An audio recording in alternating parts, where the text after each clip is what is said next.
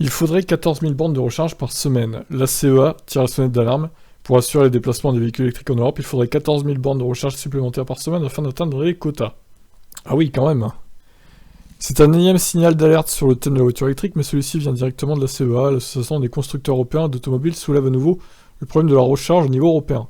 Même si près de 90% des recharges se font au domicile des propriétaires, il n'empêche que de trop nombreux exemples de problèmes de charge sur les longs trajets rebutent encore une large partie de la population, peu convaincue par un véhicule électrique unique au sein du foyer.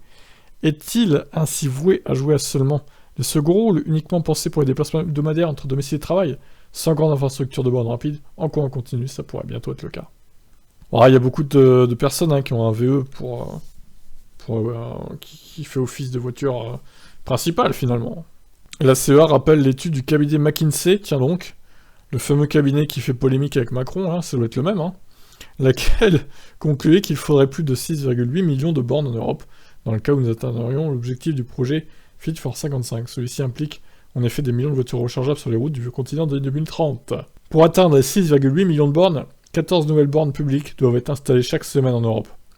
Loin, très loin du rythme actuel de 2000 bornes. Et pour accélérer le déploiement, il faudra un effort plus intense et conjoint des pouvoirs publics. Des grands spécialistes de l'énergie et des constructeurs qui semblent pour l'instant agir chacun dans leur coin.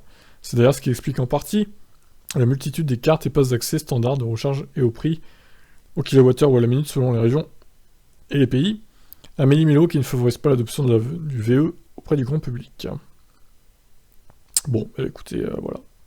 Le dernier baromètre de l'Aver France annonce 55 515 points de recharge dans l'Hexagone, ce qui donne 82 points de recharge pour 100 000 habitants. La croissance est bien là, plus 53% d'un an, mais le problème reste entier. La grande majorité de ces bornes sont de faible puissance, en effet, 91% des bornes publiques en France sont de moins de 22 kW. C'est nul. Elles sont certes suffisantes pour récupérer quelques précieux kilomètres d'autonomie pour les déplacements courts et quotidiens, mais si l'automobile électrique doit s'imposer comme seul véhicule du foyer dans la prochaine décennie, il faudra davantage de bornes de 50 kW et plus. Bah ouais, je suis d'accord avec la fin d'article du coup. Ok, bah écoutez, on est loin du compte.